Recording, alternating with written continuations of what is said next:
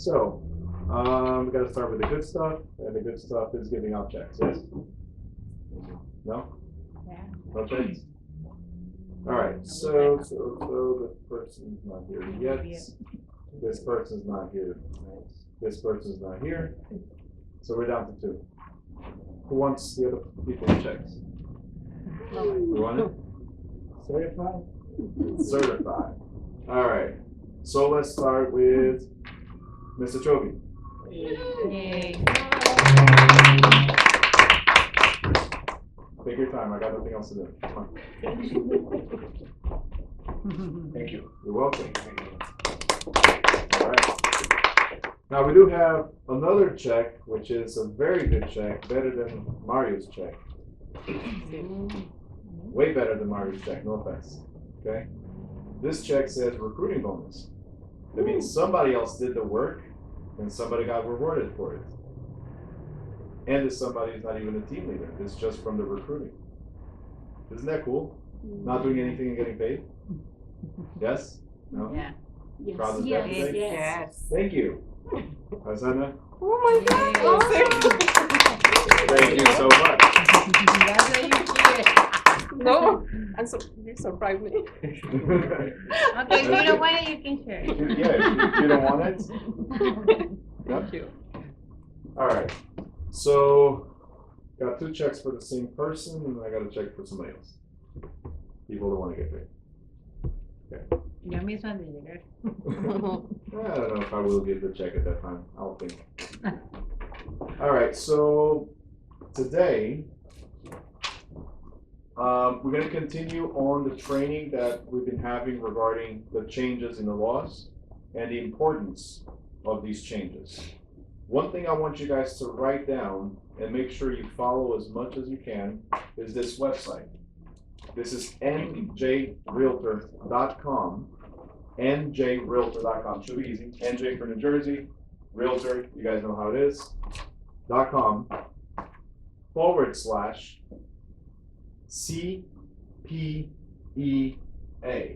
So C for consumer, E for protection, E for enhancement, A for acts. So njrealtor.com /CPEA.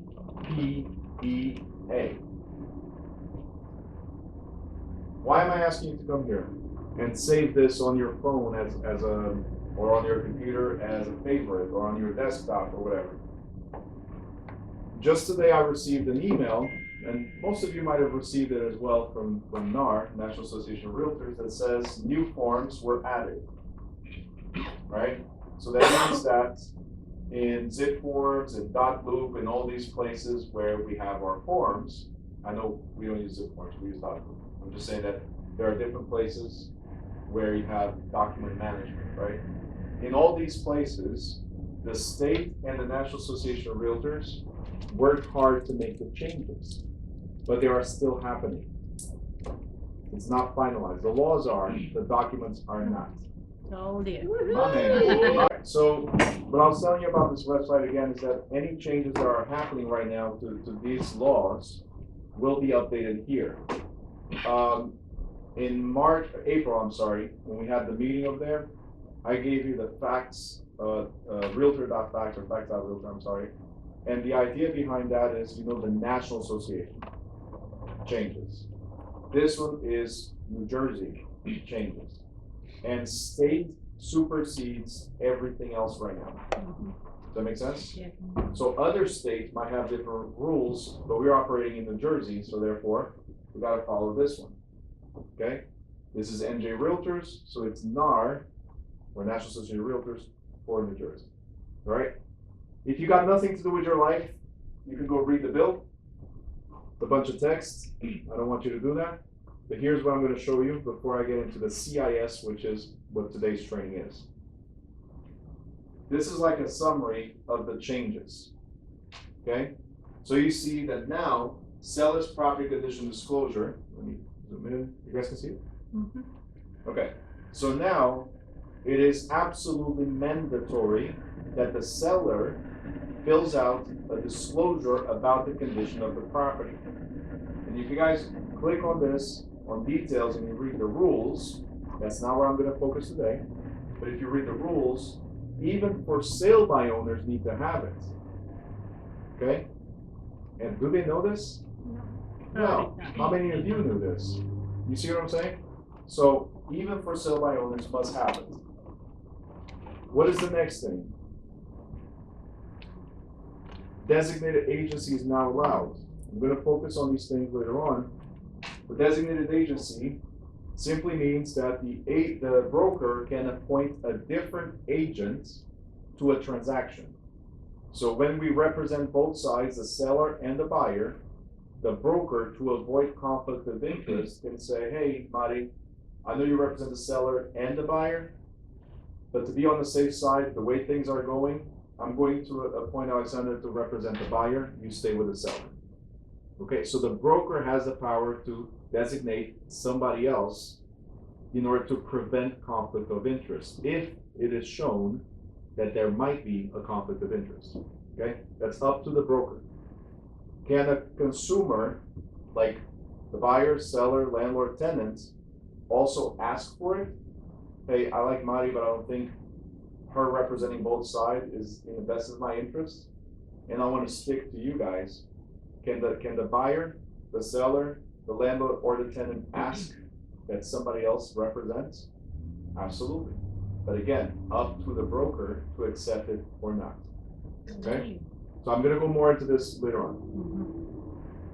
The next thing, you guys already know, because this is what Pedro's been going over the past few weeks, you know that the brokerage service agreements have changed, have been altered, both on the listing side and what he's been focused on, which is the buying side.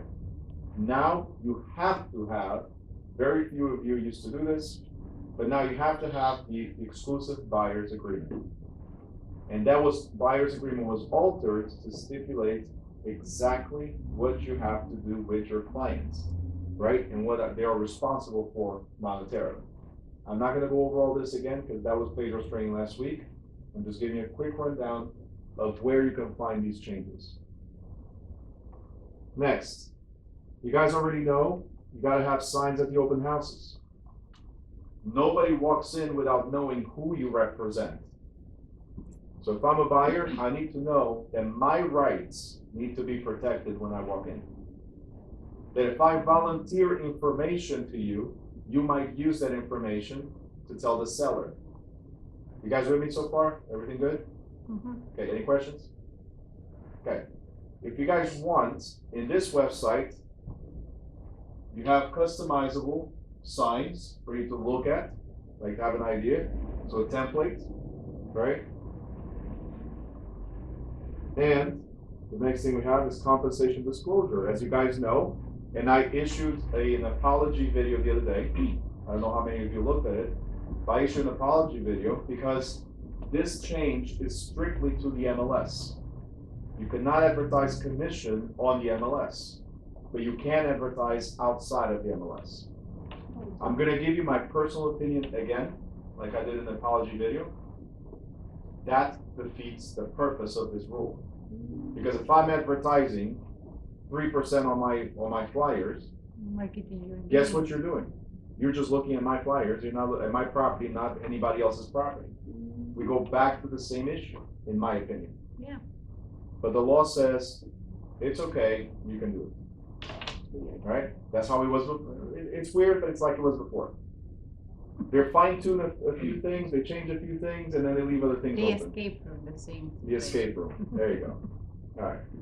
Anyway, It's like in my house, I have my rules, you can do whatever you want in yours. pretty much, right? Anyway, number 6. This one is the reason I haven't started announcing CE credits. Does anybody know what CE credits are? Continuing education. Continuing education, thank you so much. Do you guys know how often you have to do it? Every 2 years, 2 12 years. credits, And in what years do you have to do it? odd years. Odd years, right? So that means that a few months from now, you have to have completed by April 30th, you have to have completed your CE credits. So that by June 30th, you can renew your license. Does that make sense? It's coming up. A lot of people have asked for CE credits from the school, and I said no. Because I want to make sure we have the final say, the final changes to the laws. So we don't make mistakes, or I don't make mistakes like I did when I said one thing regarding this, and it was another, okay? So I want to make sure we got everything covered. But what this means now is, 2 cycles ago, they added fair housing to the mandatory CE credits. So there are 12 credits, 2 on ethics. I gotta give you 2 hours of ethics. 2 cycles ago, they added fair housing, 1 hour of fair housing.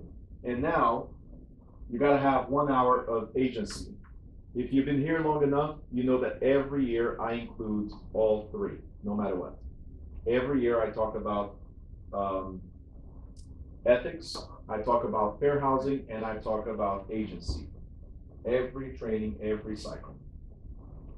So I don't need them to tell me, I've always done it. Good morning. Good morning.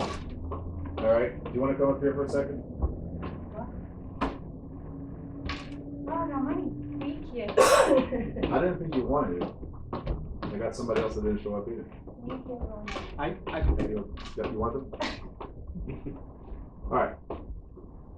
So, you guys understand so far? Everything I said?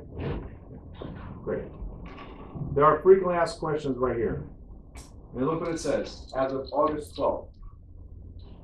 And there's asterisk on one side, asterisk on the other. If you go all the way down, it will say that these are subject to change. Because they're still changing. But, frequently asked questions, any questions you guys have, most of them, I can almost guarantee they will be here. You just click, gives you a little explanation about it, okay? Bunch of questions and answers that you might have. Okay, next, what were the changes? If I click on this, it says what we just went over. Seller's disclosure required, broker service agreements required, designated agency not allowed, and so on. So it's like a flyer with the changes that happened.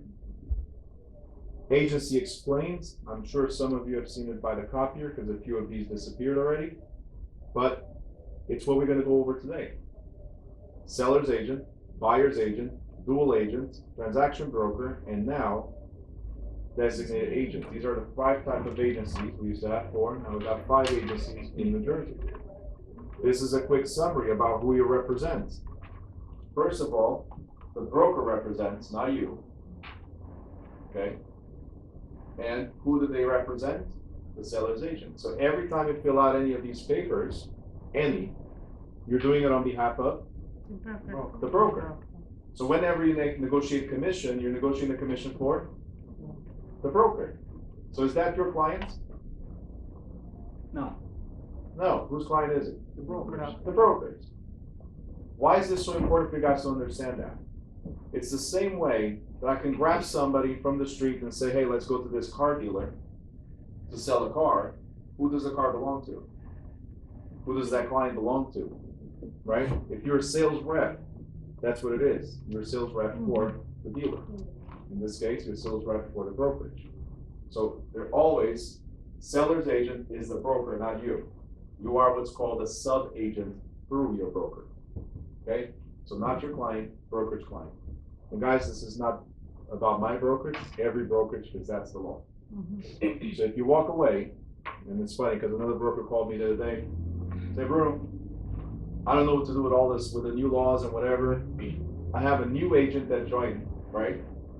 But her client had an agreement, an exclusive buyer agreement, since August 3rd or something like that, with a brokerage where the agent was before.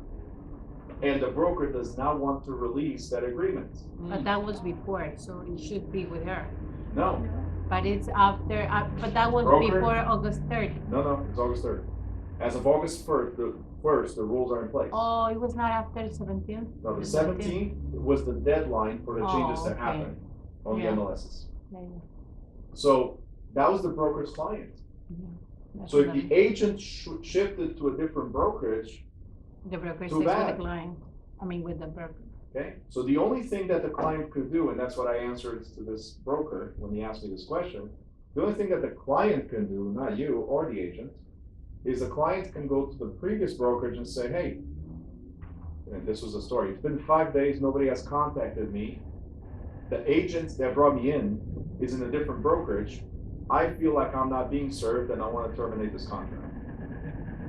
Does that make sense? And if you guys were in the previous trainings, then you'll notice that there is a clause there that says if you're not doing your job, I can terminate this. Does that make sense? So very, very important for you to understand the contracts we're getting into. Okay? So buyer's agent is the broker, right? Dual agent, still the broker that represents the seller and the buyer. Transaction broker, you see what it says? I'm gonna go in more detail, but transaction broker says, I do not represent either the buyer or the seller. When it says I do not represent, who are we talking about? As the agents. I'm sorry, agent? Yeah. Yeah, the realtor. The realtor? Let me ask again. Who does this belong to? The The broker. Broker, not I as the agent, the broker. Okay? Remember, all this stuff is about the broker. You're an agent of the broker. But it's okay because we work on behalf of the brokerage. No, I understand that. But I'm trying to make it as clear as possible that when you explain this to the clients, they need to understand that it's the broker. You represent the broker and the broker is the one that represents them. The same way that I said in the previous training that Pedro was doing like 2 weeks ago, a broker called me as well and I helped them prepare a warning letter to their agents. Because the agent, through this buyer's agreement, was now collecting monies outside of the brokerage. They said, hey buyer, you gotta sign this and you gotta pay. Yeah, absolutely. They collected on the rent and they collected on they did not collect on the closing because they were unable to collect. But these agreements were made without the broker. Because everything you do is brokered. Okay? How did they get away with it? Wouldn't the broker read that agreement? Wouldn't that go How through many the broker times do you side? bring paperwork to your broker?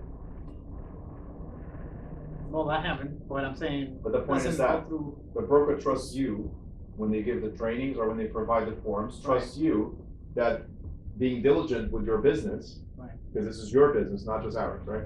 It's your business, being diligent with it. If there's something you don't understand, that you ask the question, right?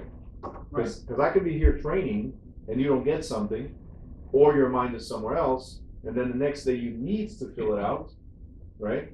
And you're like, okay, I'll review with the broker later. Meanwhile, you already made an agreement.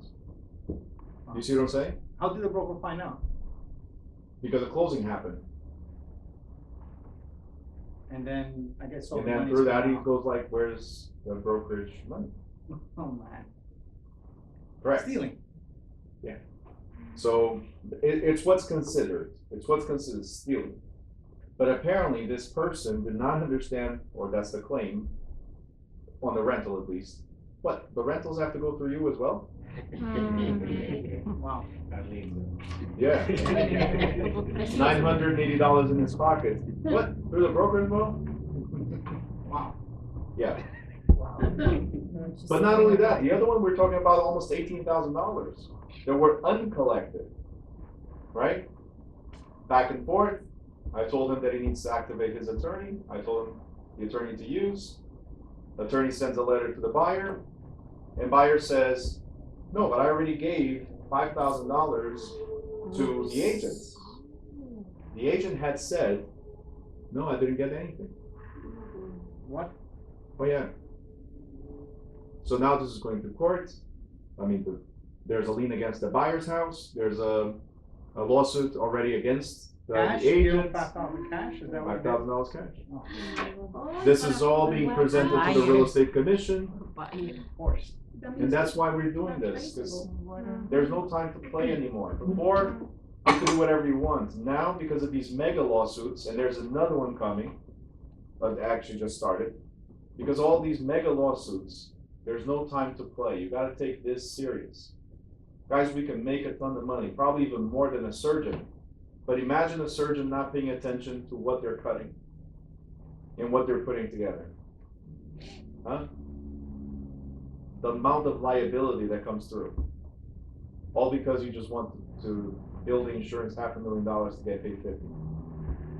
That's what they do. My surgeries were over $500,000, both of them. And they got paid way less than that. But that's their concern. Bill, bill, bill. Your concern is money, money, money. Close, close, close. We need to start turning this back, and that's what this is for. We need to start turning this back into clients, helping them, and getting rewarded for doing a good job. Okay? There's a lot more lawsuits. For all those, I'm gonna tell you right now, all those that took advantage, there's a lawsuit coming. All those that took advantage of the 2% rates and yes, offer 100, 200, 300, the wife, the cat, the dog, offer everything to get the house. Don't worry about it. You just want the house. There's a lawsuit coming for you taking advantage of the client and not thinking about the client. Taking money from the What was buyers. that? Did you say that again, like 2% rate, what? When the rates were at 2%, so let me translate this real quick. Oh, that When was rates at on 2%, pandemia? you could afford more house. Oh, So what did the agents start doing? You can afford more house, there's a huge competition, offer 100K above. Okay? Without regards, without thinking if the client could afford it in the near future or not. Agents were just thinking, I want to win this bid. yeah. So what do? Waive this, waive that, 100K more, and then we close. And then person cannot afford their mortgage. And then class action lawsuits happen. It's these things that you guys need to understand. We represent somebody, not us, somebody. Are you guys getting it? Yeah. These lawsuits are not because something happened yesterday. These are things that have been accumulated over years, and somebody decided, wait a minute, let's do something about it.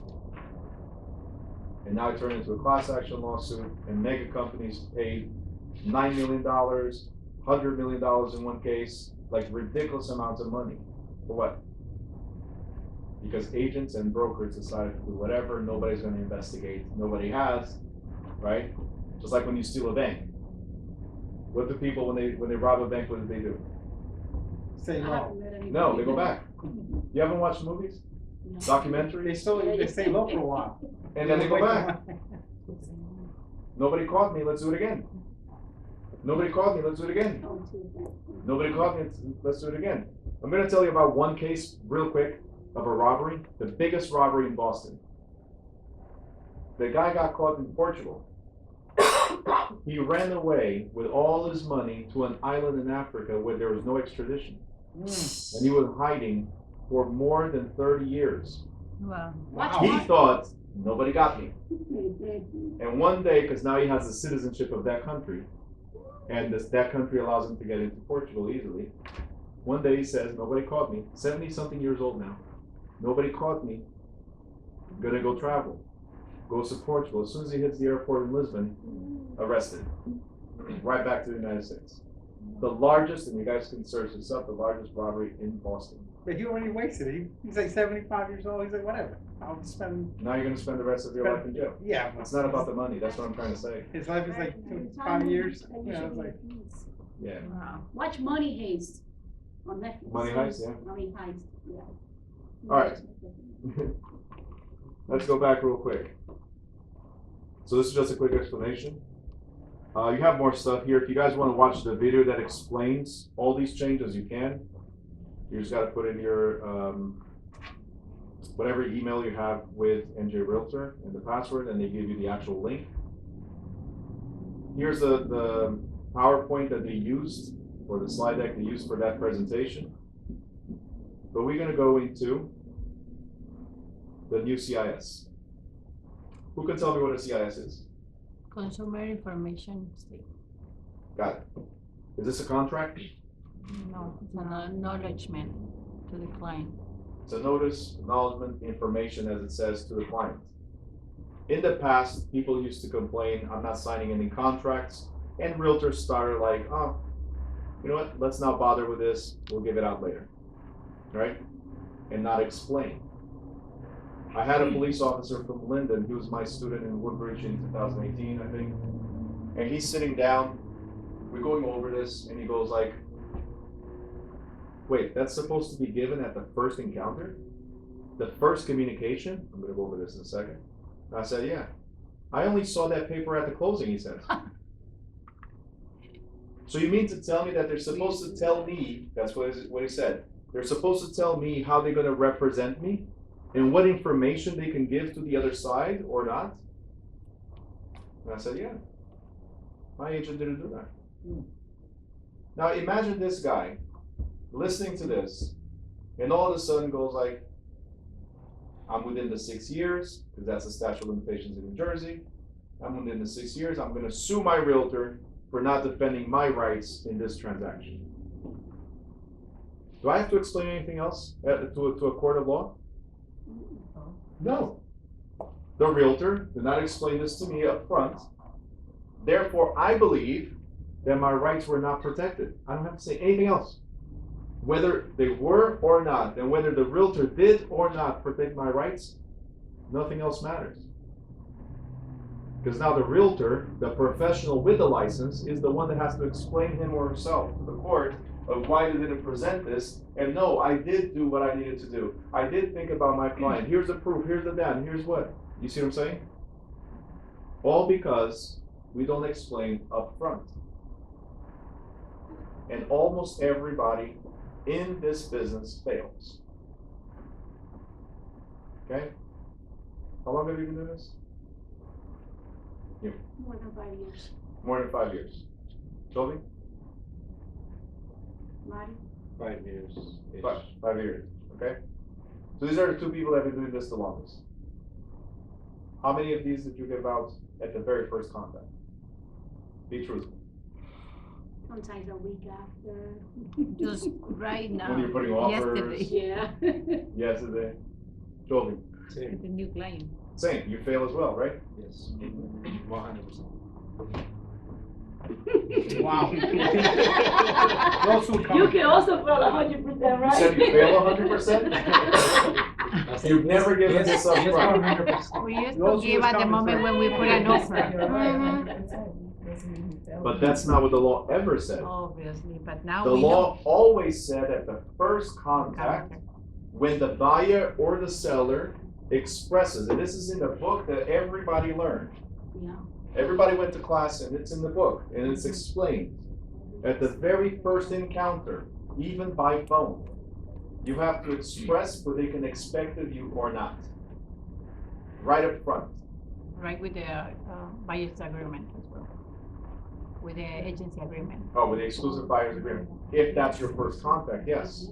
Yeah. But it's not always the first contact. So let me see if you guys understand this. All we're saying is, and I gave this example recently in a different training, all we're saying is if you get arrested, what is the first thing that cops have to tell you? You're right. Your Miranda rights. You have the right to remain silent. Anything you say can and will be used against you in a court of law. Right? You have the right to an attorney. If you can't afford an attorney, one will be appointed to you. Yes? Mhm. Okay. In this case is, hey, client or customer, right? You have the right to representation. Anything you tell me can and will be used against you in negotiations. That's why at the open houses, we gotta have these now. That's why we have to have a sign that says, I represent the seller. Know your rights before you enter. Because if you tell me, right, you walk into the open house and they say, hey, Bruno, I really like the house. I got like $250,000 in the bank. I'm offering $235,000. Just weird example, but I'm offering $235,000. What did I just volunteer you? A lot of money that you can pay. I gave you an additional $15,000 in my bank account. And you, the seller's agent, are gonna do what? Tell the seller, hey, we got an offer for $235,000, but I know they have $250,000. Counter it. Because I represent the seller. I'll advise the seller, not the buyer. Do you think it's fair that the buyer lost their case right there and then? And they didn't have a chance to fight for it? It's not fair. How would the buyer know if you didn't express the options they had? This is not a contract, it's informational. Bruno, do you mind if I say something real quick? Of course. I guess from experience, very early on, I guess we need to be told how to approach clients. I think we feel intimidated by telling them, hey, there's something that we need to sign, and we just met. So I think that, especially for the other new people, right? For us to find a way of how to talk to them about, hey, you need to sign this because blah, blah, blah. Like finding the right words so that we don't feel like, oh, this person's gonna run away from me. I don't know. But that's why we're here today, trying to help you find the right words. Right? If you don't know how, I'm gonna tell you how. The first thing is that this is not a contract, and this is simply to protect you. Without anything else. New Jersey requires me to explain a few things to you because we need to protect your interests. If I told you this, would you automatically put the dukes up and say, I need to defend myself? Or you'd be like, oh, it's to protect me? Okay, so what is it? Which take would you have? I guess if people are afraid of signing, that's the We're gonna get to that. dilemma that we need to erase. I already put it here for you. I'm gonna get to that. The first thing we need to do is say, hey, New Jersey requires me to disclose a few things to make sure that you are protected. Automatically, you're not putting your dukes up, you're putting it down. Like you're relaxing, because it's to protect you. But one of the things that was in the previous one, and it is in this CIS, is before you disclose any confidential information to real estate licensee regarding real estate transaction, you should understand the type of business relationships you have with that licensee. Okay? So before you do anything else, as far as confidential information, okay, you should understand. You guys understand this? So if somebody says, I want to buy a 4-family house, and you go like, okay, so how much money you got? The moment they tell you how much money they got, isn't that confidential information? Yeah. Or somebody says, hey, John, I want to sell my house. And you go like, oh, great. Why are you selling? Oh, man, I'm going through a divorce. Ah, that sucks. When can I sit down with you? Didn't I just volunteer confidential information? Did I know that now, without anything else, you can use that against me? Or in the favor of the buyer that you're going to bring to see my house, for instance? Are you guys understanding this? Yeah. Any communication, phone or in person, must start with this. And that's why in the previous training this week, I said, get off the phone as quick as you can. Somebody calls you, they want to buy, somebody calls you, they want to sell. Get off the phone as quick as you can, set up a meeting, whether in person or a Zoom. But set up a meeting so you can go over this.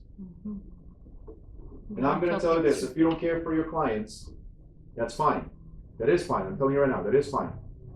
But care for yourselves, care for your kids, care for your significant others, because when you go to jail, or when you have to pay a large amount of money, they're going to suffer.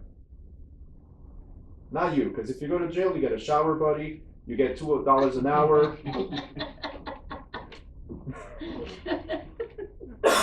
You know what I'm saying? But what happens with them? Did you say a shower buddy? Yeah. Okay. Now you're considering it? He was picturing it. Your wife doesn't free or plus shower now? Okay. And then it says. So Bruno, so that, I know it sounds Are you still on the redundant. shower buddy too? No, I already skipped that so that we don't get more distracted. She's out of the shower. Yeah, I'm out of the shower now. So.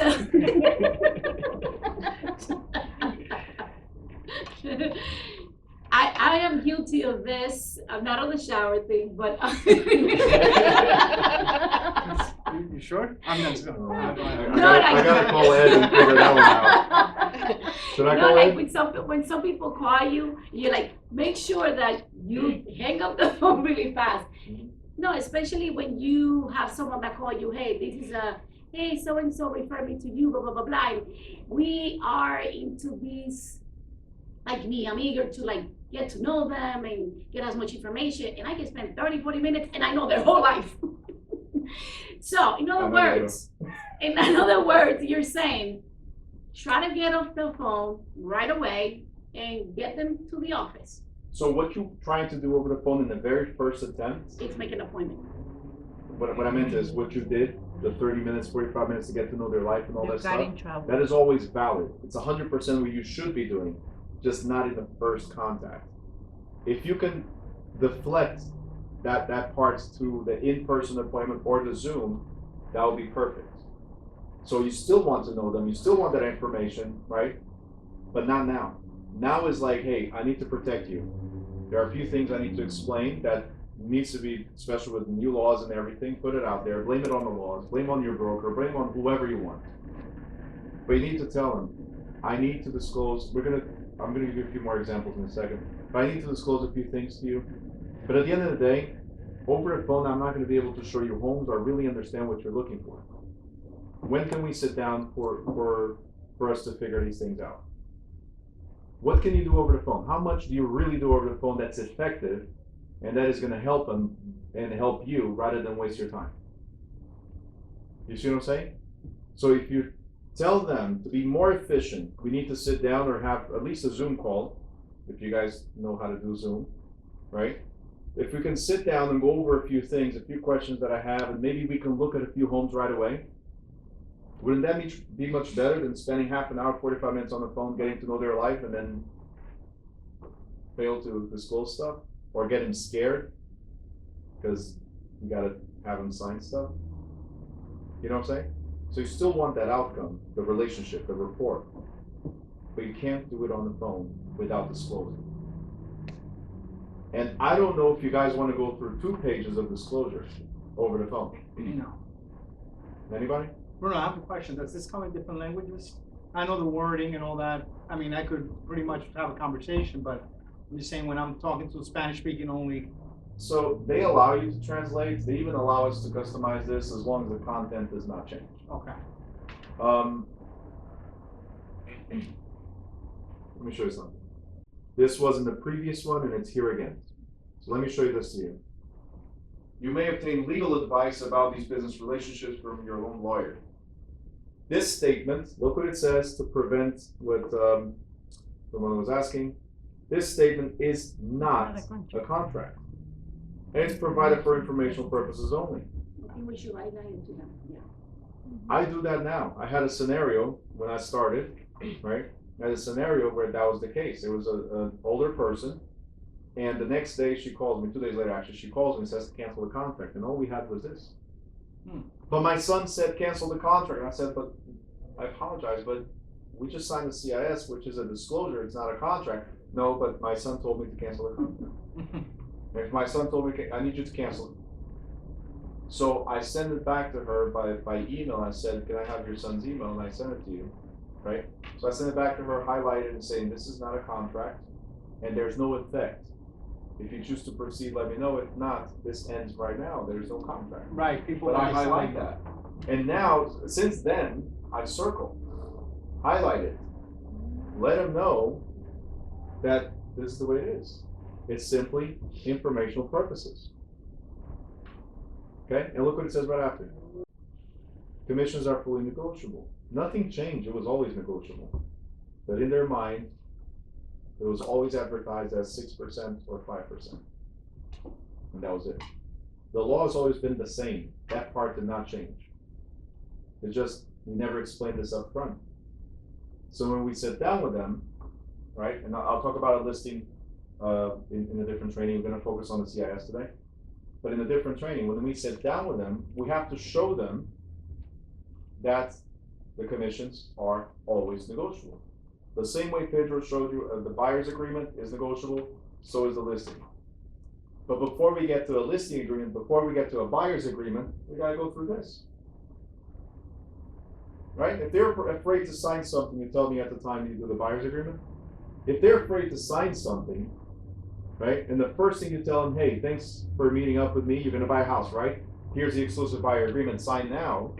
That is wrong as well, right? The first thing is this. And if you choose to proceed, then I need to have an exclusive buyer's agreement. Does that make sense? Which is gonna repeat a bunch of the stuff here, but we have to, that's the law. Okay? Does that help you? Yes. Okay, great. And then this was also, look what it is. It was in different format, but this was also in the previous CIS.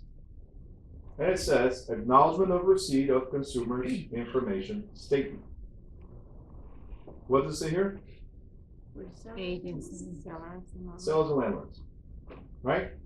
And it says, by signing the CIS, I acknowledge that I received this from name of licensee of brokerage firm. We good so far? Look at the next words. Right. Prior to what? I received this prior to what? Discussing my Motivation. motivation. To do what? To sell or rent. When do you discuss before? When you're sitting down taking the listing? That is not before. You're already going for the action. You're already going for the kill. When was the first discussion of I want to sell? The moment you call me. The moment you called me or you met me somewhere. That's when we must disclose this. That's what they're signing. You guys understand? We're not playing games anymore. We were until this big lawsuit changed everything. I've been saying this for years, and there's a lot more that's about to happen that I've been saying for years, and finally it's about to happen. I'm happy for these changes. I'm happy for these laws. I want you guys to make money, but think if you were the customer. How many times did the realtor take advantage of you? And now you do the same to others? That doesn't make any sense, right? So I'm happy that this is happening. I got into real estate as a licensed person because of realtors. Because they did me wrong when I was just an investor. That's why I started doing this. That's why I started teaching as well, to try to change, hopefully, the mentality of the new realtors. But then they go into these brokerages and teams, the number one's here, the number one's there, forget the rules, forget the rights, it's all about the money. And they get lost. I can't change that, unfortunately. All right? But look at the next one. This is only for buyers and tenants. And look what it says. By signing this consumer information statement, I acknowledge that I received this statement from licensee name of brokerage, everything's the same. And what does it say next? Prior to what? Discussing. My motivation to buy or lease, or my desired buying or leasing price. Even before I told you how much I want to pay for, I should have had this. Okay? Now don't get me wrong, you're not gonna go and somebody calls you and says, hey, I want to buy, whoa, stop right there, don't say anything else. You're not gonna do that either, right? That was my example when I used to teach, like, pump the brakes. You're not going to do that because now you're scaring them. But if they volunteer anything without you even asking right away, you have to stop it. You have to find a way, a nice way to say, I appreciate what you told me. I just gotta tell you something. I should have started saying that earlier, but you didn't give me the opening for it, and I do apologize. But I have to read you your rights. Anything you volunteer, if we don't move forward and something else happens in the future, I got your information. That is not good. When can we sit down to go over these things? Try as much as you can. They can't volunteer information either. And that is the CIS. And it starts with, I skipped this part on purpose. It starts with New Jersey law requires real estate licensees, and this has always been here as well, it's nothing new, to disclose how they intend to work with buyers and sellers in the real estate transaction. Again, this is right at the beginning. This information statement is intended to assist you in making informed decisions regarding your relationship with real estate brokers and its sales agents. It starts with, I have to disclose how I'm going to work with you or represent you. And then the things I showed you. Okay? Now, the law also says, and you guys can go back to that later, but the law also says that you have to disclose up front, but have this signed the latest by contract. And that's either a listing agreement or a buyer's agreement. Okay? You have to disclose upfront verbally, at least, And as soon as you get into a contract with them, listing or buyer's agreement, they have to have signed this. But it doesn't take away the fact that you have to disclose. That's why I said, get them off the phone, get in person or Zoom, go through this, then all the other questions. Then build more relationship. You guys got it? Okay. So in rental transactions, the terms buyers and sellers throughout this document should be read as tenants and landlords respectively. That means that even for rentals, this is the form. Okay. What can you do over the phone? The easiest way to disclose things is, I got to go through a few things and then we can sit down and go over more details. But you want to sell? I want to let you know that as a seller agent, obviously, or sub-agent, I represent the seller and will disclose any material information supplied to me by the buyer to the seller. So if I find out from the buyer that they have more money, I'll tell you. I'm protecting your rights, not their rights, because I'm the seller's agent. This you can do over the phone. It's not extensive. You're going to skip the buyer side, and you're going to go to, if I represent you, the seller, and I happen to in the future represent the buyer, I become a dual agent, right? So you can read this to them. Look, it should take no more than 5 minutes. I just want to give you a quick disclosure. I really prefer in person before we proceed, but if you intend to continue over the phone, which again, it's not going to help us, because over the phone I cannot see what you're seeing, the houses that you want, and you're not seeing what I'm seeing. So in person would be best, right? But I still have to disclose no matter what.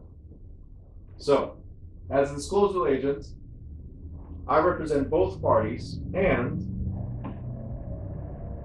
may not, without express permission, disclose that the seller will accept a price less than the listing or that the buyer will pay a price greater than the offered price.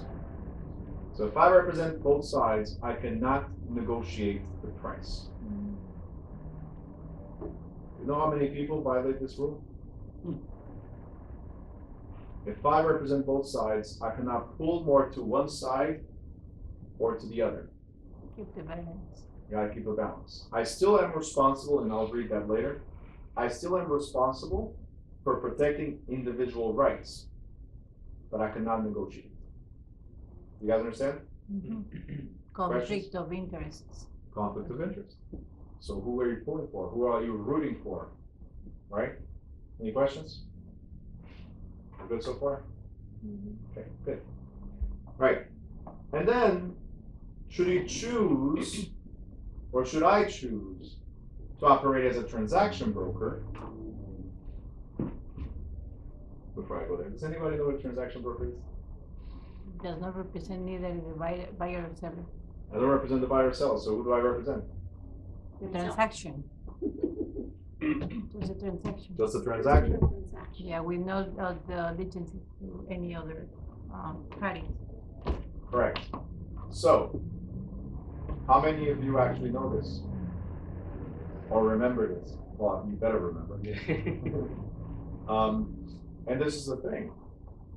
A lot of agents, like brokerages, and guys, I'm not talking only as a broker here, I'm talking as an instructor for different brokerages.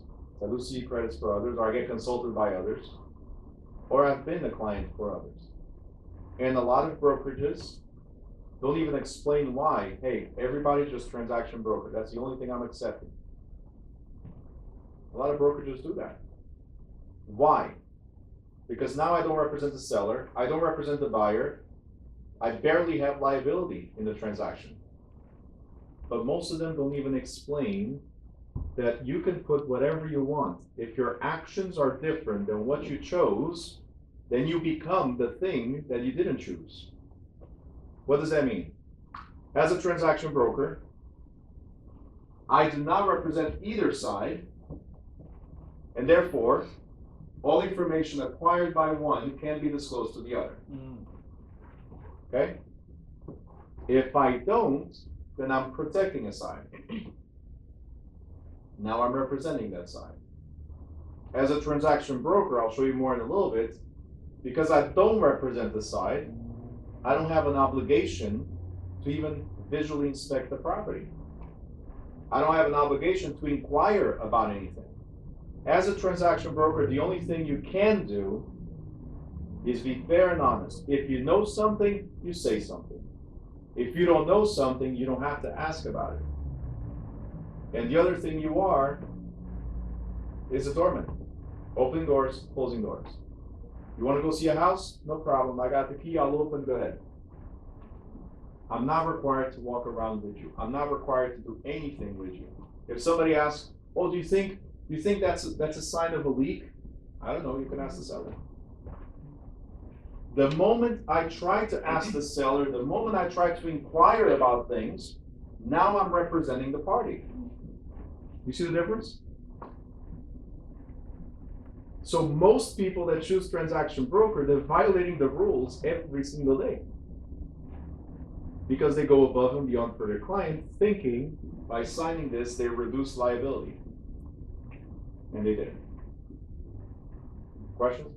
Good so far? Percentage, the commission for transaction broker will be the same as buyer or sellers, or everything is negotiable as well, or transaction? I was gonna show you, but the second part you said is where it's at.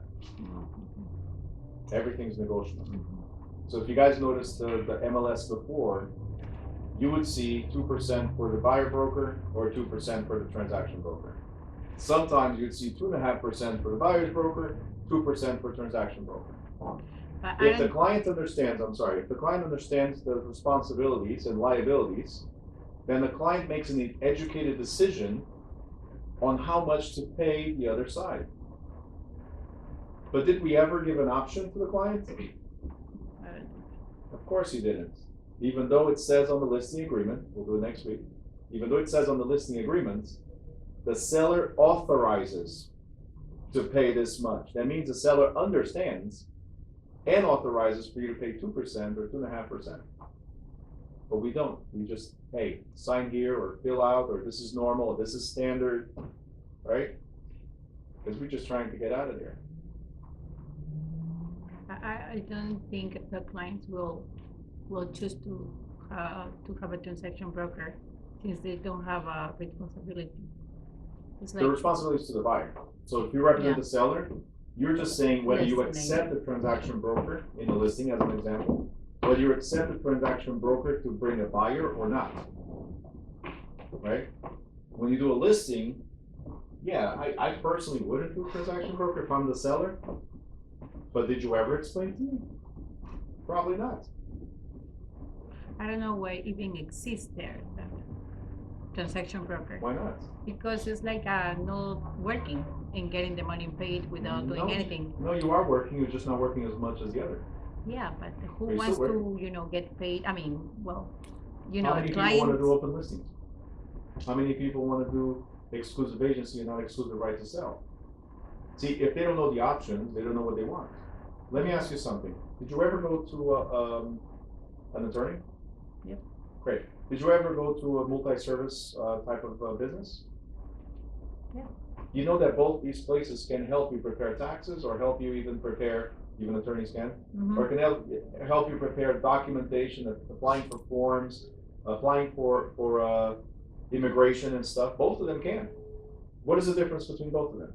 One is doing the right legally and the other probably not. They are not professional. Representation. Exactly. I am more professional than a lot of attorneys out there when it comes to immigration.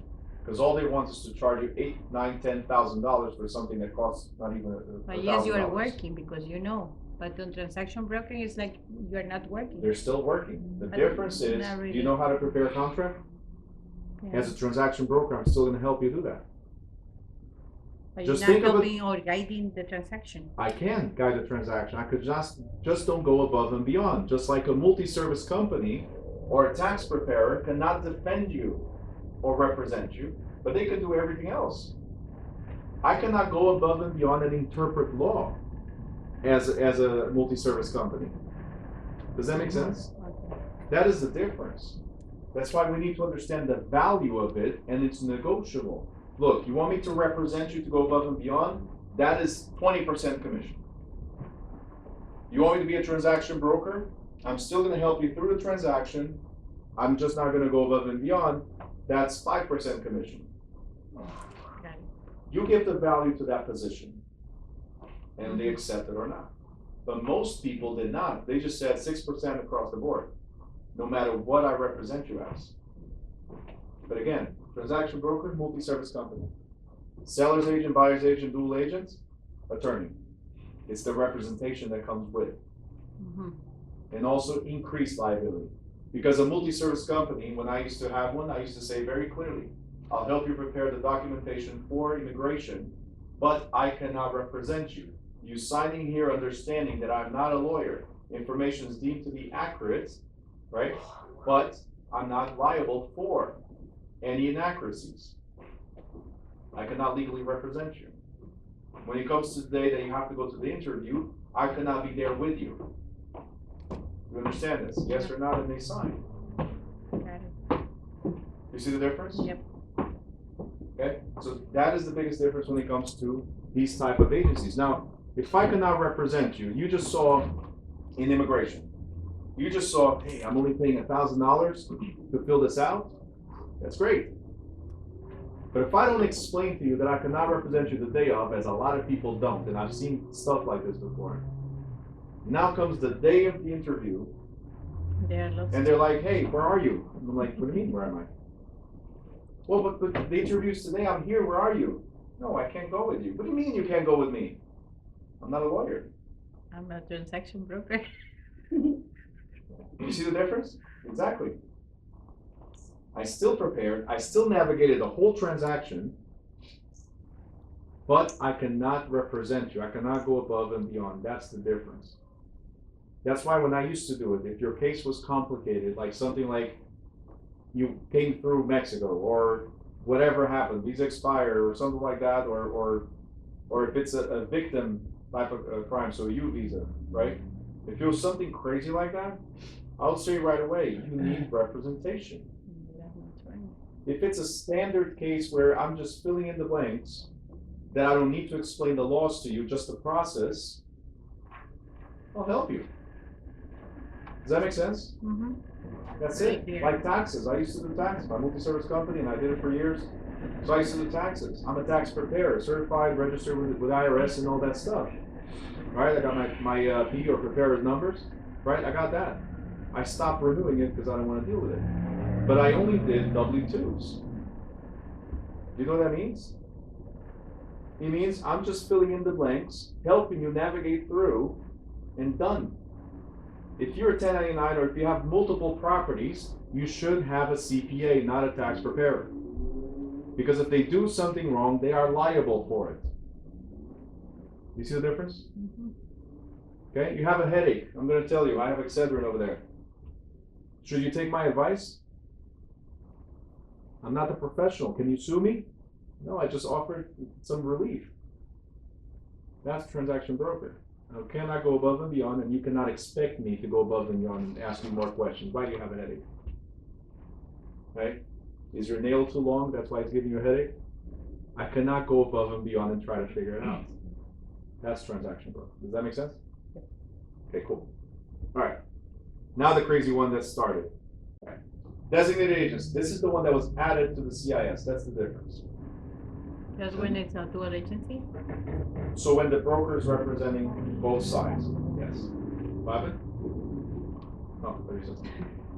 So designated agent has the same duties to its principal as a seller's or buyer's agent.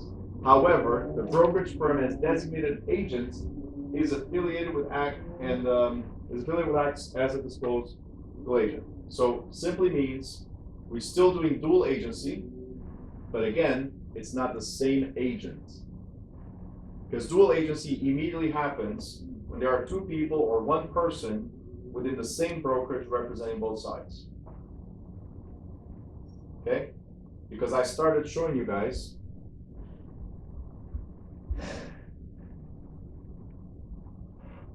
that it doesn't say salesperson anywhere.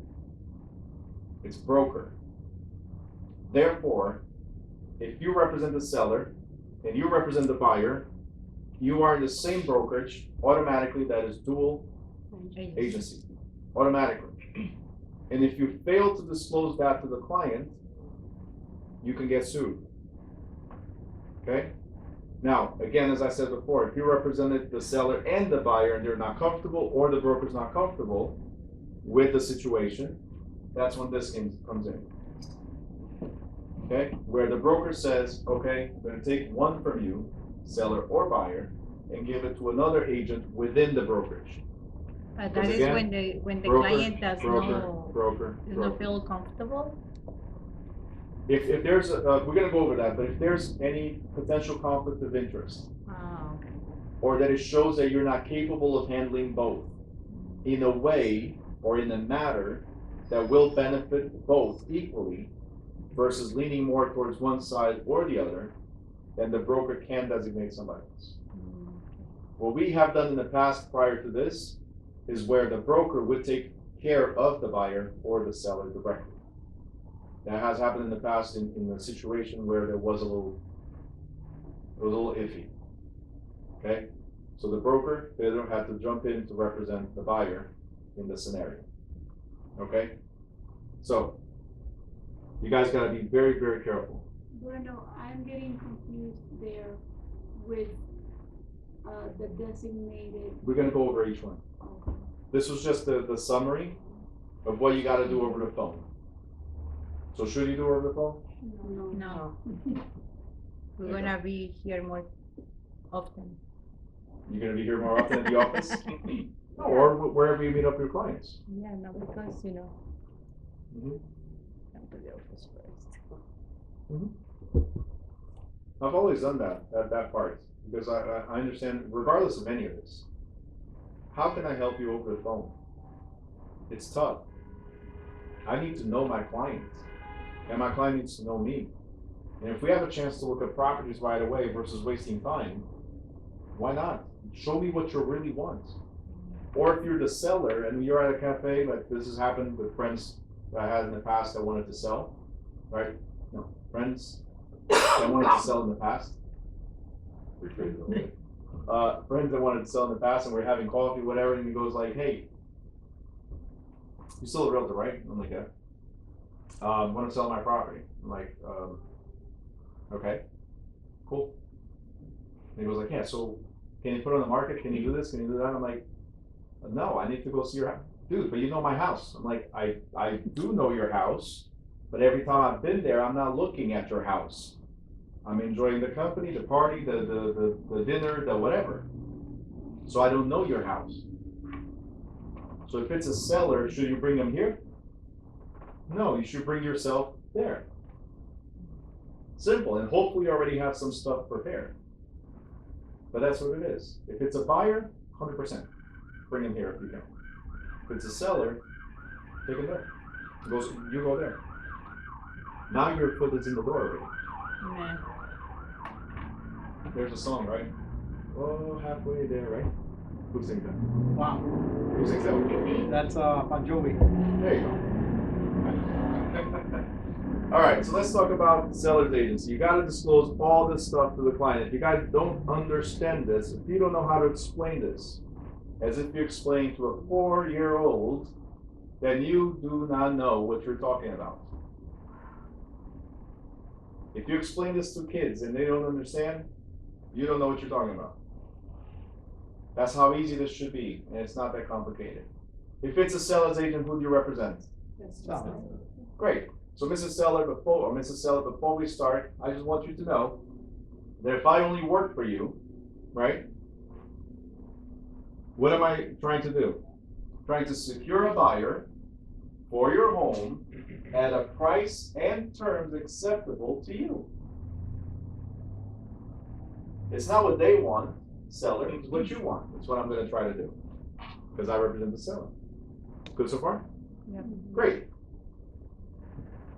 I, or seller's agent, only represent the interest of, The seller. very good, seller. This one is the easiest one. This one is the buyer. So, and then comes these crazy words: legal obligations and fiduciary duties. Who remembers fiduciary duties? Go ahead, say it. I remember only a couple Okay, give me a couple. of them. The obedience, Obedience, disclosure, Disclosure, compensation, Old car. the old car, Remember? Old car. Care. cold AC, old car, care. You know why I don't like old car? Why? Because it doesn't start with care, and if you don't care, nothing else matters. Cares. That's why I say Loyalty cold as well. or cold AC. Loyalty as well, I think it is. Care, obedience, accounting, loyalty, disclosure, absolutely, and accountability. Accounting, I'm sorry. So all those matter, and if you don't care, that's the first duty that you have, is to care.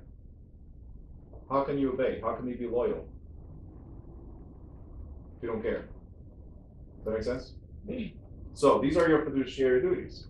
And in case you did not know, it was right here. Reasonable care, undivided loyalty, confidentiality, full disclosure, and the duty to account, so account monies, right? These are your obligations or legal duties to the seller. Now, look what it says next. Seller's agent often work with buyers, but Do not represent them. do not represent the buyers, okay? Because it could be transaction brokers, it could be unrepresented, right? So who do I represent? Seller. The seller. But it doesn't, oh, okay. We're still in seller's agency. We're just letting the seller know that there are times where a buyer might walk in, but that doesn't mean I represent them, okay?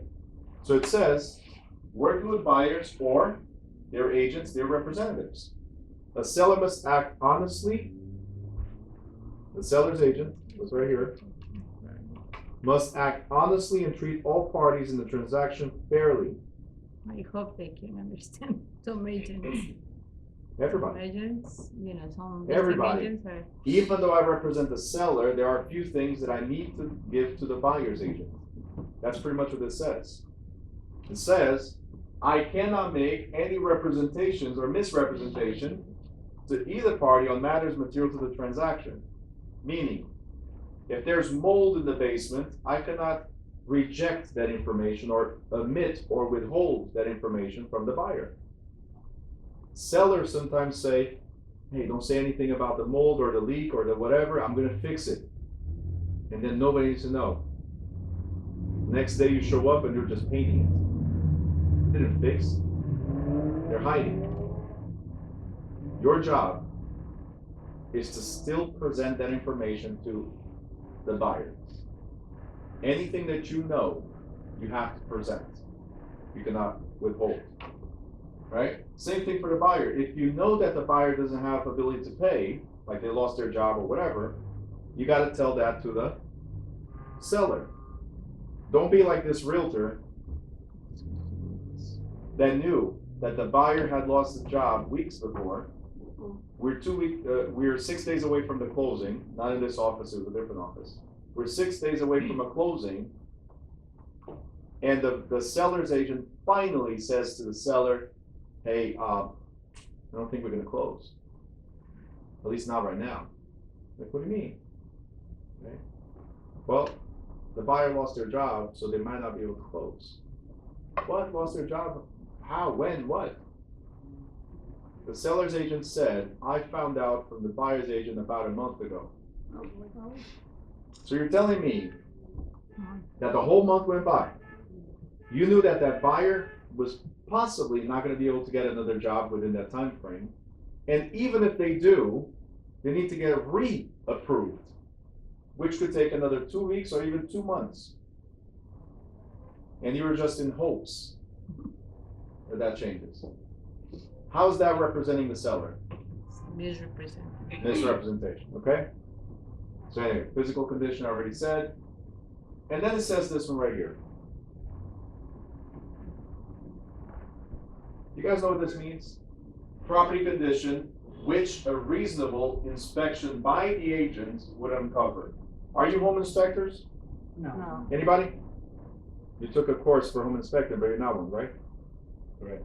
Correct, right, but you're not one. That's it. That's what you gotta know. I'm not a home inspector. But here says, reasonable inspection by the agent. It's one of your duties to care enough that you have a reasonable inspection. Who can give me examples of reasonable inspection? Whatever you're, A I walkthrough? A walkthrough, mean, whatever Inspection. your eyes can see. whatever your eyes can see. That is the answer. You cannot be blind. You have to inspect, you have to look around. If there are any signs of leaks, any signs of structural damage that are visible, any sign of mold, any smell that is a little off, Leaking. right? Leaks, whatever, you have to disclose. That's another battle I had with a broker because of a realtor that put things under contract and then the inspector deals with that. So we're here wasting time? You did not know that there's an issue? The client can sue you for not even caring. Because now I put $1,000 offer. Now I'm thinking this is the house I'm gonna get.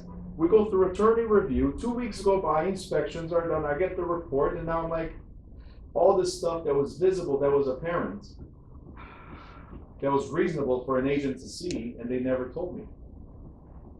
I should sue you for the time that I wasted. You knew that there was these issues and didn't tell me. Okay? It's the same thing I tell everybody regarding the chairs, regarding the cups, regarding the papers, regarding stuff here at the office. You guys sometimes are like my kids. My kids do this. But Papi, that water is not mine. I was not the one that put the chair there. I was not the one that did this. Guys, if we keep on pushing the liability to other people with something that was reasonable for us to do, and if you do that with those things, that's what you're doing with your clients. You're opening yourself to liability. Every time that this class ends, I have to put the chairs in place. They were in place, they're never back in place. Every time I leave this office, I walk around, and there's either a piece of paper, the chair somewhere across the hall, there's a cup, there's a this, there's a that. Personal information by the printer. If you don't care about your own personal information sometimes, how are you caring about your clients? Every time I leave, I do a rundown to make sure, I mean, not every time, I feel that sometimes too, it's just exhausting to get out. But I gotta make sure you guys are on point with your stuff. I've seen tax returns from other people. I've seen pay stubs from other people, bank statements from other people, even yours, personal. Do you think that should be open to the eyes of everybody? We're talking about reasonable things. We're not talking about you guys having to go above and beyond. You're not required to inspect things in detail, reasonable things. Do you understand the importance of this? Yes.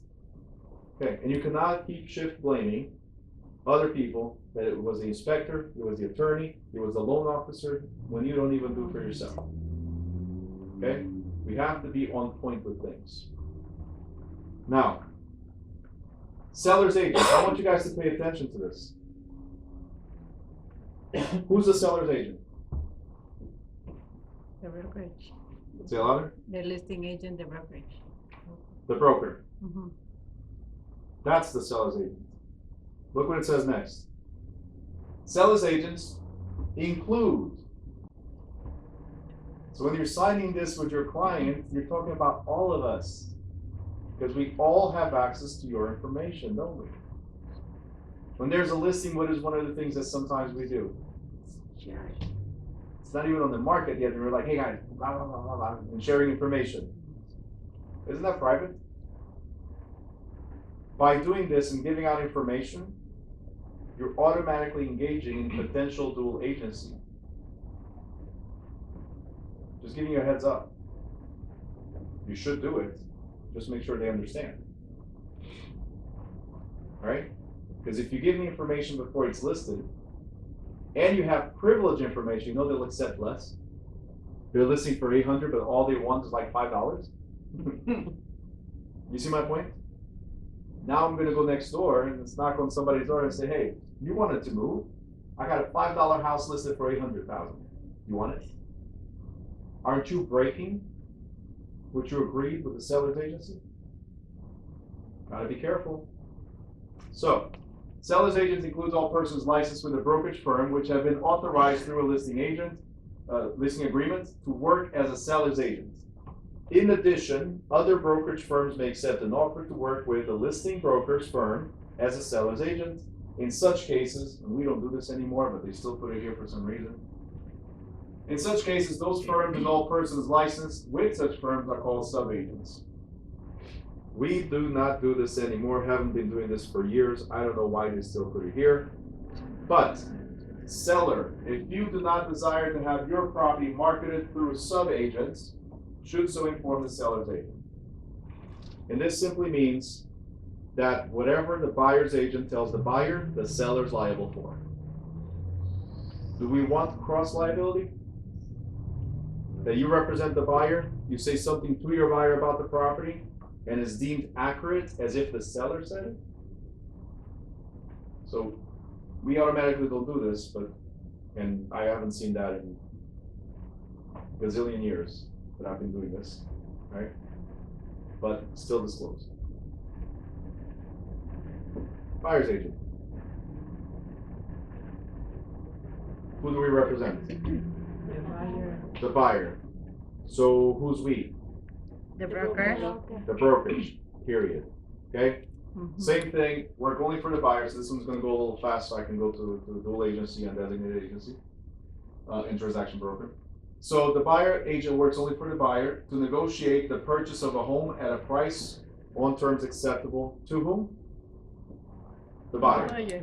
So I'm gonna try to lower the price or negotiate a price that you are okay with, whether it's up or down, or stay at this, it's what you want, not what the seller wants.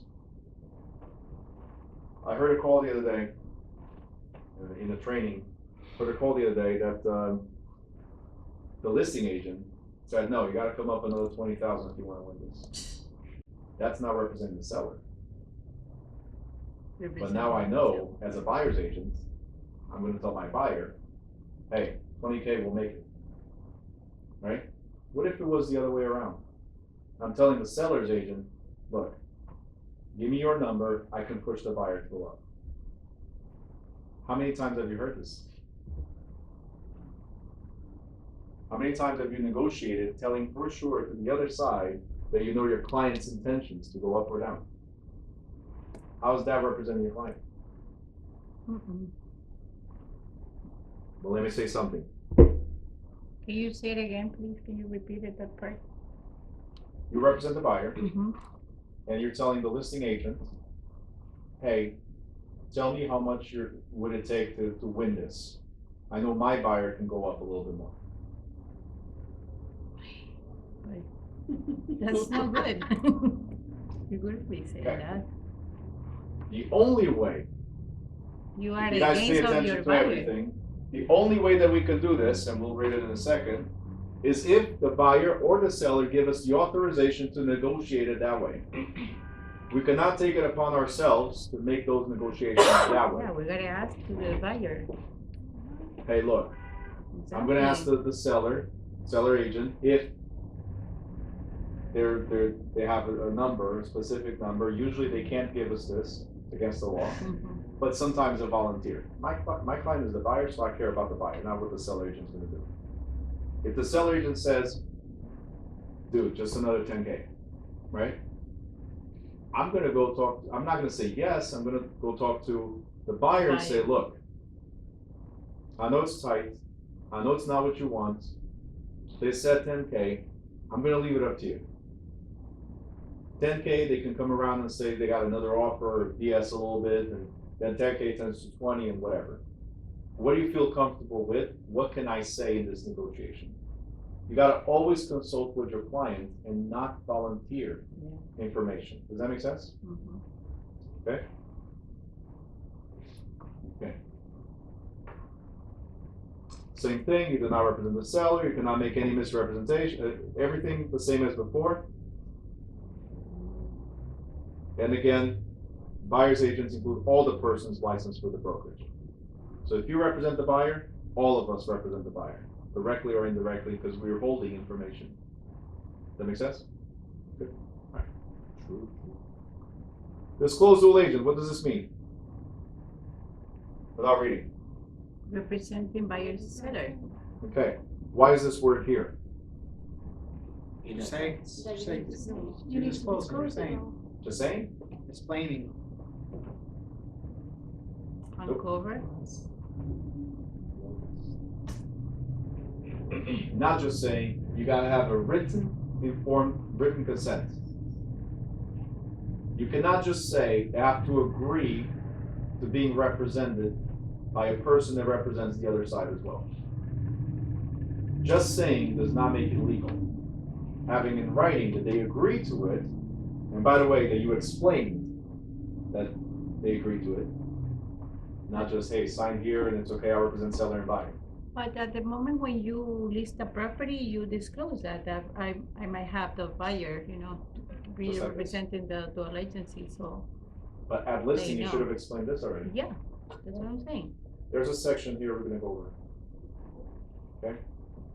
Because when we're getting the listing or when we're working with the buyer, in both agreements, we say, if I find the other side, myself, not somebody else, are you okay that I get both? Does that make sense? And we make them sign the written No, no, no. agreement. We don't make them anything.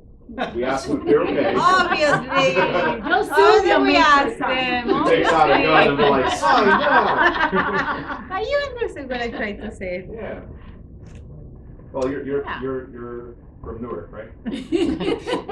You know? Pick your weapon. A glove, a knife, or a gun. Right? Yeah. Sign now. No, when I tried to say that you disclose the same date of the interview. Yeah, you're supposed to, yeah. Yeah. That's what I'm saying. So, but it has to be written, okay? Now, disclosal agency is most likely to occur when the buyer's agent shows a buyer property owned by the seller who are represented by the same brokerage firm that the buyer's agent is affiliated with. So this is what I said before. It doesn't matter if it's two different agents. If they're in the same brokerage, automatically, that is dual agency. Undisclosed, that's illegal. Disclosed and in writing, good. Okay? So, this is the part that I want to emphasize. What does it say here? You may not put one party's interest ahead of the other party, and you cannot advise or counsel on either party on how to gain advantage at the expense of the other party on the basis of confidential information obtained from or about the party. So, what did we say confidential information was before? For the seller, how much they want to sell for. For the buyer, how much money they got, for instance. Here we gotta keep the balance, Correct. not too more to the other side, not neither the other. So you cannot disclose at all Yes, how much mm-mm. you're willing to accept, either on the sell or the purchase. I prefer going to the brokerage saying, can you assign another, because it's just, you always have preference with somebody. But and- before we didn't have that option. Yeah, Now we do. which is excellent. Other I like states that. used to have it. Yeah, I used to already talk about it briefly, but now we have it. good. Now, when working with dual agency, a brokerage firm must express, there's a cool thing about the changes, I'm gonna tell you in a second. That Pedro already mentioned in previous training, it's a really cool thing about dual agency. Now, at least. When working with a disclosed agent, a brokerage firm must have the express permission of a party prior to disclosing confidential information. So to make things happen, can you tell the seller, hey, are you okay with me saying that you accept another 10K? And this is done, right? And if they say yes, okay, put it in writing. You cannot just have an okay, it has to be express permission. And when you say express permission, don't go with a he said, she said type of thing. Read in an email. Email, text, whatever. Simple. You guys know what he said, she said means? It means absolutely nothing. It's pointing fingers. If I go to court and I point fingers, who's gonna lose? You, The licensed salesperson, the licensed broker, never the client. Because you cannot prove a he said, she said type of scenario. So put it in writing. Always follow up in writing. Just to be sure, you told me this in our conversation, right? Right. Now you go to the other party and say, hey, buyer, seller said they're okay with just another 10K. Simple. Yes. Bro, I have a question about the commission when it comes to dual agency. if you're I'm gonna get to assigning, that. you're gonna go, all right. If you don't mind, just give me a No, second. no, fine. But I will get to that. That's one of the coolest things that changed. All right, So I go will ahead. get to that. All right, what does it say? The thing we don't do, we say, sign here, let's move forward. Isn't that true? Because we wouldn't be where we are today if agents complied with the rules that were always there.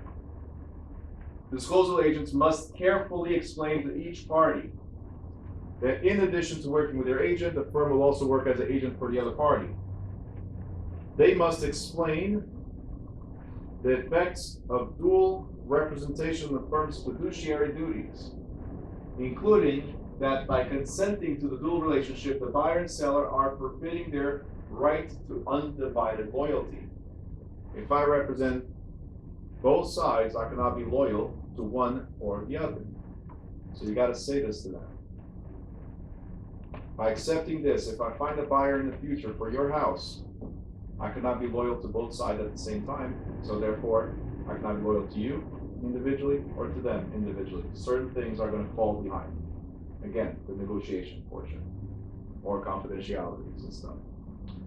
So, in absence of designated agency, disclosed agents include all persons licensed with a brokerage firm, which have been authorized, so the same thing from before.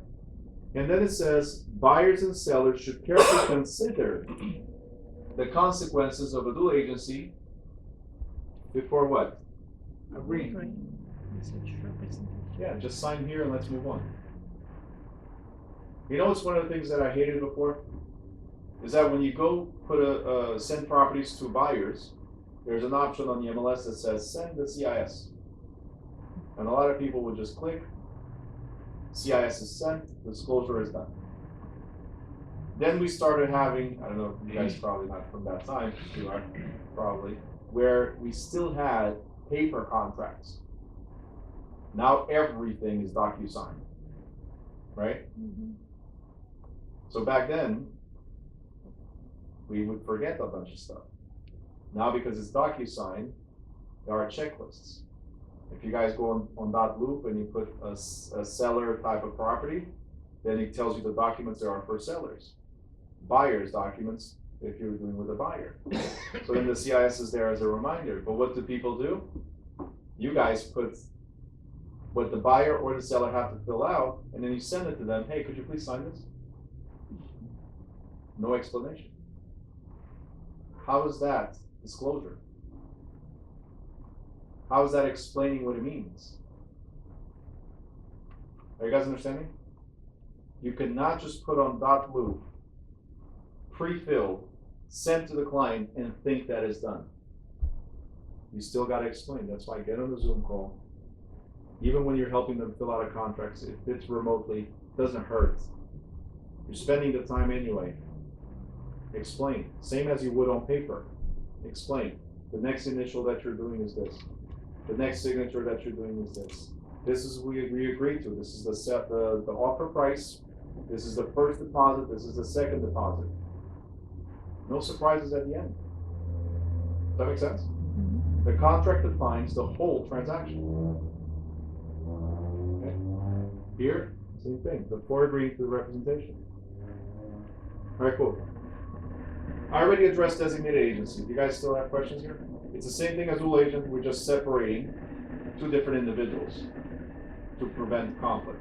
Do I need to go through this one? What I don't understand is in the sorry. same firm, right? So I have a listing, but I actually happen to find a buyer. So that means someone within, like, let's say any of the people here, Mhm. Pedro will designate another person from here. So Correct. that still belongs to the brokerage. Correct, but it's not you doing all the negotiations by yourself with the same seller, with the same buyer. You might have a conflict of interest when dealing with both. And now not knowing what to say to one or to the other, and you might get it confused because you're representing both. So your commission is not, you're not having a full commission, right? That could be one of the things, obviously, because if I'm appointing somebody else. Now, we're not doing it yet, but I have to disclose what it is. Yeah. in most brokerages in other states that use designated agency, what it simply means is that a broker manager or broker salesperson is appointed. Let's say me or Pedro will take over. Does that make sense? So it doesn't cut into your commission. So that means that you will be able to get Not the just- benefits of compensation. Is that Correct. what you're saying? But that is in case of conflict In case of, of That's interest. it. That's all it is, okay? So, work very professional. Just be professional. But you cannot be professional every time, so. The only thing is unfortunately. that it's still within the same Depends how you house, so in manage the reality, transaction. people kind of. No, but it's a little different. It's in the same house, but it's a little different, because it's not you, it's dealing with both. Does that make sense? Yeah. It is the same house as far as responsibility. As a broker, that's where the responsibility lies. And if I feel that you're not good enough in terms of handling both sides, then I'm gonna say, hey, Pedro, can you please take over the buyer so that Ramona can focus on the seller? Does that make sense? It's just because of potential conflict of interest. That's all it is. And it's at the broker's choice. Okay? Not the agent, not the buyer, not the seller. They can ask for it, but it's not their choice. You got it? So that means you will have to have that dual agency selected for that to happen. If it comes to that, yes, they have to have accepted at that point, Yeah. yes. Okay? Guys, we're almost done, okay? Transaction broker. It says New Jersey law does not require real estate brokerage to work in the capacity of agent. Agent means you represent somebody. Who has kids? Everybody? So you are the agent for your children. That's right. You represent your children until they are of age. In this scenario, you're agents of the seller. The seller is your child. The buyer is your child. The landlord is your child, and the renter, the tenant, is your child. You represent them. Does that make sense? Yes? That's what being an agent means. But New Jersey does not require you to be the agent. That's why transaction broker is here. So, in the transaction broker, you're working in the transaction with either the buyer, the seller, or both, but without representing either party. That's what we explained before with the whole multi-service company. Okay? That means we are only managers of the transaction or performing tasks, so we walk through all the way to the end, to facilitate the closing of the transaction. So we're doing exactly the same thing. The only difference is we're not going above and beyond. We are limited on the fiduciary duty obligations. Okay? Now, the transaction broker must communicate and work with all parties to assist them in arriving at a mutually acceptable agreement and in closing the transaction, but cannot advise or counsel either party. So everything is the same. I just cannot give you advice or counsel. You gotta talk to the lawyer. You gotta talk to pretty much the same. You gotta wait for the home inspector. You gotta wait for the appraisal. Okay, that's all. Okay? Transaction brokers are required to treat all parties fairly and honestly, to act in a competent manner, but not required to keep any information confidential. So if I know the buyer has more money, I will run to the seller and say, hey, 235, accept 250, counter 250 right now. They got more money. I don't have to keep things confidential. If I represent the buyer and I'm a transaction broker for the seller, listen, they're getting into a nasty divorce, offer anything to let go of the house. I don't have to keep anything confidential. That's where the risk is. There's no representation. The risk for the clients, not for us. Okay? That's why a lot of people pick this and then get screwed. Now, transaction broker relationship extends to all persons, just like every other thing here. It's the broker that represents, therefore, everybody here represents. So it extends to all people authorized through the brokerage to work as a transaction broker. Good so far? Any questions? No? Hmm. No.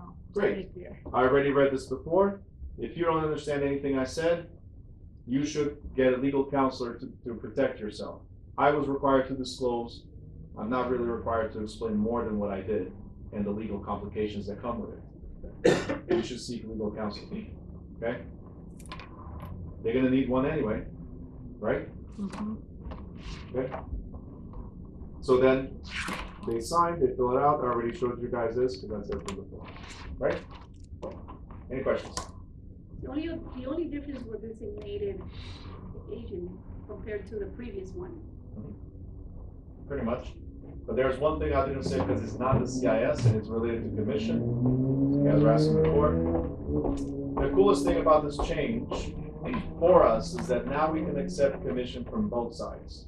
Before, you either got paid from one or the other. So if you represented the seller said, I'm not paying more than 3%, and you agreed to it, you could not charge the buyer more money. Now, as you guys learned, if you were here in the previous sessions, if the buyer says, I paid 3%, but the seller says 2%, you collect 2% from the seller, and you can collect 1% from the buyer. So now you can collect from both parties. Is that cool or what? As long as you negotiated really well with the No, buyer. I did not understand. As long as you negotiated well with the buyer. What happened? I did not understand. If you negotiate with the buyer the commission, 3%, Mhm. right? And then the seller was only offering 2%, how much do you get paid? Whatever you agree with the buyer. The buyer's agreement is what counts. So if the buyer's agreement says 3%, that's what they'll pay, you can collect 2% from the seller, 1% from the buyer, The making difference. 3%. Oh, okay. But if it's the other way around, seller said 3% and buyer says only 2%, how much do you get paid? 2%. And that extra 1% goes as a credit to the buyer, not to your pocket. So now your negotiation skills are with the buyer. So we gotta ask If you more weren't good than- enough with the seller. Hmm? Okay. If you weren't good enough with the seller. Like if you cannot explain to the seller the importance of still compensating the other side, Yeah. because buyers are not gonna have, you're not gonna find Enough many money. buyers that have money for everything. So Mr. Seller, I'm not trying to influence you, I'm just explaining the options. You don't have to pay the other side. You're not mandated, you were never mandated. Now we're just required to make sure you understand even more the position, right? So if you say 2% is 2%, if you say 6% and give out 2% or 3% or 4 or 5, you can and you should.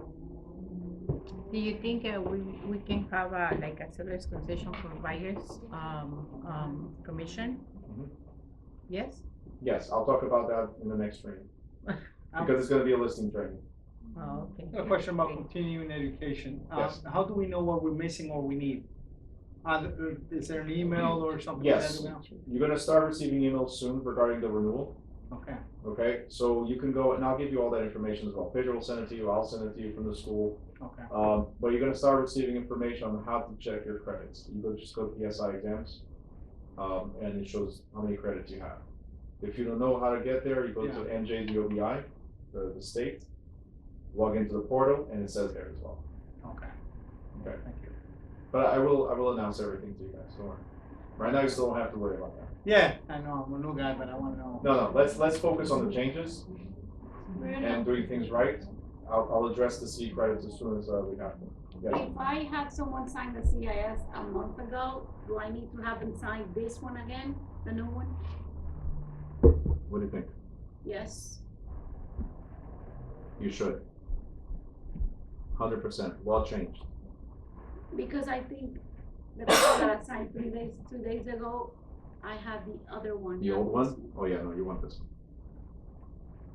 That's not even debatable. You just tell them, hey, I'm sorry. You can say this. Laws are changing, but because of this lawsuit, the new CIS just came out, and unfortunately, I have to have you sign this again. After I do what? So this one. After I do what? I have to have you sign this again after I do what? Explain. Gotta go over everything all over again because designated agency is not in the previous one. Okay? So anybody that had a CIS before, you gotta redo it. after, anything after August first, you gotta have this one, okay? Questions? No questions? No question. So we're gonna do things the right way? Yeah. There's no other. There's no other choice. Anyway, you guys good? Yes. Thank Awesome. you. See you. Good training. when I Thank see you so much. Thank Please you, have guys. donuts, guys. I bought the donuts, please. Go for the donuts. Come on.